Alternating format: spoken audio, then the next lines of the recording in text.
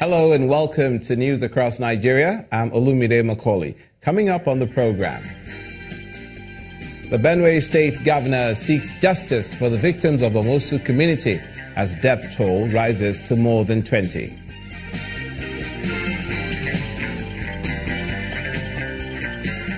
Politicians have been encouraged to emulate the values of the late Obafemi Awolowo and other founding fathers of Nigeria.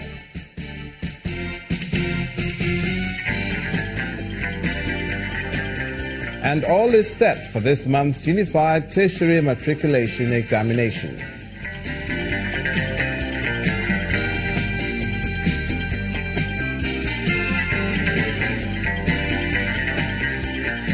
Thanks for joining us, but we begin in Benue State. Governor Samuel Otom has tasked security agencies to serve justice on the suspected herdsmen responsible for the killing of 24 persons in OMUSU, a community in Okpoko Local Government Council.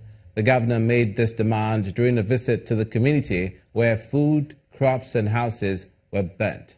One of the survivors, whose older brother was killed, wants the federal government to provide support for the open grazing prohibition law to help herdsmen confine their animals.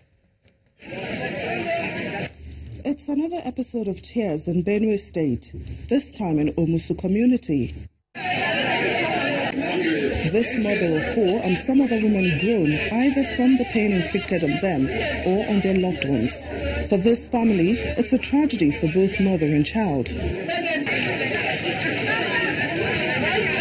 For these residents, they least expected the attack since there was no known provocation. The Benue State Police Command has described the killing as a possible reprisal after a reported attack on some herdsmen and their cattle by some youth. We have lost over 24 persons. This attack happened yesterday evening at about 4 o'clock after the chairman and his team left here. The people no longer feel safe in this community where they once knew as home, and to stay alive, they have to flee, even despite the presence of the military. They leave behind razed homes, burnt barns and vehicles, even missing relatives. The community is a ghost of itself. What the police now protect is an empty town. Once again, the governor condemns the attack. Who in this village knows how to control a cow? No one. So it is the same brothers that go to rustle their cattle. But how do you come and terrorize and kill innocent people who knew nothing about this? Something that happens some kilometers away, and you come and find a village that people were living in their poverty, and you come to kill them. This will not be.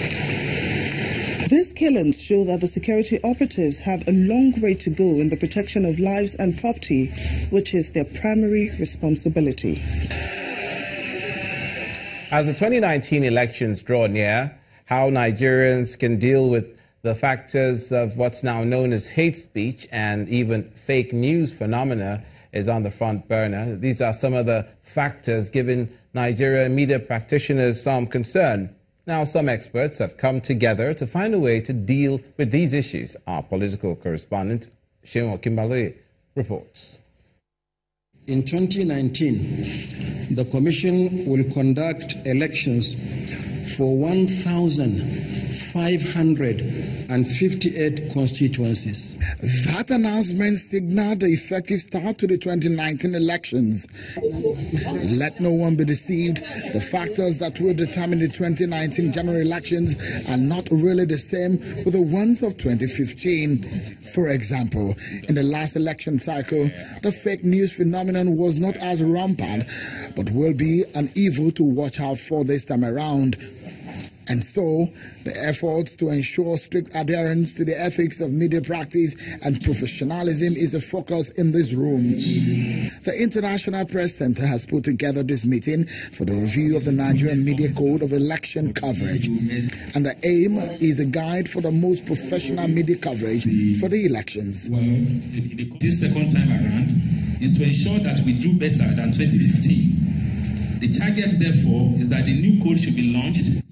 The keynote speaker is the chairman of Channels Media Group and the chairman of the Broadcasting Organization of Nigeria, BON, Mr. John Momo, who was represented by the company's secretary, Mrs. Adiola Olumayan.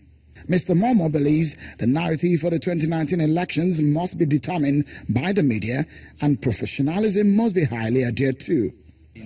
I charge everyone in this room to make a decision to provide news, information that is truthful, credible, and balanced throughout the upcoming elections, and watch the power shift from the hands of the politicians to the hands of the people. Other speakers in the drafting of the Code of Election coverage here, including the representative of the INEC chairman, his chief press secretary, have their fears. This code is important to us because hate speech is beginning to take root.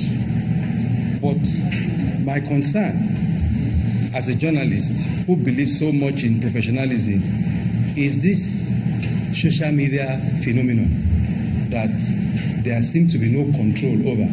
With respect to the 2015 election coverage, the media was an abysmal failure. At the level of the publicly owned media, whether federal or state, we have a situation where media organizations are completely at the mercy of and under the control of one of the political actors. 2019 elections will define the nation's nearest future. The success of that process will be a referendum on the continued sustenance of Nigeria's democracy. Seun Okinbaloye, reporting for Channels Television News. Meanwhile, indigents of Abi, a community in Cross River State, have asked Governor Ben Ayade to seek a second term in office. According to them, Governor Ayade's achievements, which extend to the rural areas, are a selling point for him to retain his seat at the government house. In Adamawa State, thousands of members decamped from various political parties to the ruling All Progressives Congress, citing different reasons for their action. Meanwhile, resident electoral commissioner in EKITI State says staff are being trained ahead of the state's governorship polls. The industrial sewing machines of the Cross River State garment factory are not idle. The workers toil away as other projects, including the power plant, the Kasi deep sea port, are also in progress. These developments, including prompt payment of salaries, are amongst the reasons the people of Abi local government area are calling for the continuity of the Ben Ayade administration in Cross River State. We Abi are today here to endorse that Senator Ben Ayade should go back and continue the work he started that he has not yet finished. Abi local government are here, all gathered here, has no reservation in endorsing him for the second term. But I know of this that we have done in the entire Cross River State. Our leader, Senator Nelimoke, finally will come and do the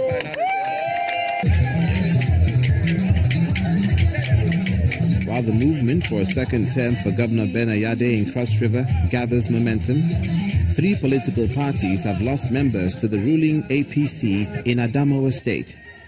Thousands of members of the PDM, the Mega Party, and the Green Party are said to have moved over to the APC.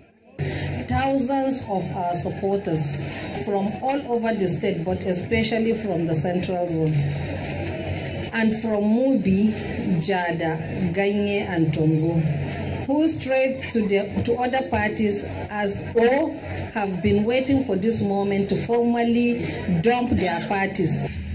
Meanwhile, the Independent Electoral Commission in EKITI State says all systems are go for training and retraining of staff ahead of the July governorship poll in EKITI State. We have started meeting with the stakeholders in EKITI State.